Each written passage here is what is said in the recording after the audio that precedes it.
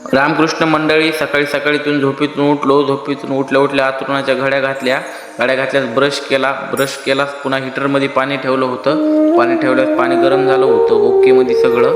पुन्हा आंघोळ झाल्या म्हणल्यास अरे आता काहीतरी नाश्त्याला लागेल. मग नाश्त्याला तूप आणि चपाती घेतली. तूप आणि चपाती एकदम ओके लागू लागली. शर्ट वगैरे घातलं. मग पुन्हा लावली चंद्रकोर लावले. कसं माणूस ओके दिसतो. मग आलो गल्लीत आणि भागवत आणि अरुण सोबतच होते.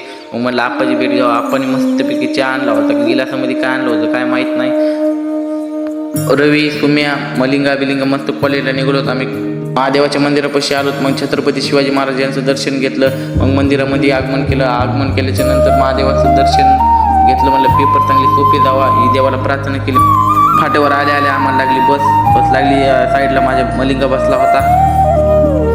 माजलगावमध्ये आलोत. माजलगावमध्ये आले अण्णाचा नातू भेटला. अण्णाचा नातू म्हणलं माझ्याकडे कर कॅमेरा, मी 2 फोटो वर आलो. कॉलेजमध्ये आले सगळे माझ्याकडे बघू लागले. झाला आमचा पेपर चालू. अक्षात असं बघू लागला मी काय कुठला आमदारच आहे ना. आधी तर मोबाईलमध्ये स्कॅन करून हे बघत होता, उत्तर बघत होता. पेपर वगैरे सुटला. मग कॉलेजच्या बाहेर आलो. कॉलेजच्या आल्यास मग म्हणलं आता स्टॉपला जावा. मग भेटला मलिंगा. आम्हाला बस आणि माझ्या साईडला रवी बसला होता. आलोत गावाकडे आले सगळे सोबतच. म्हणले चला आपण खाली जाऊ.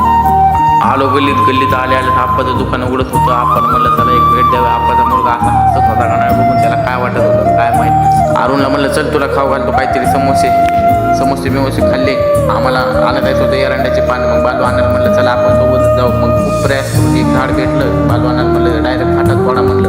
मग घरी आलो. मग गोळी पेटवली. मग पुन्हा म्हणलं आता मारुतीच्या दर्शनाला जावं. मारुतीचे दर्शन घेतली. तिथं भेटली आपली मित्र कंपनी. आलो घरी म्हणलं एक आता अशी छानपैकी एक झोप घ्यावं. मग घेतली झोप. पुढच्या ब्लॉगमध्ये.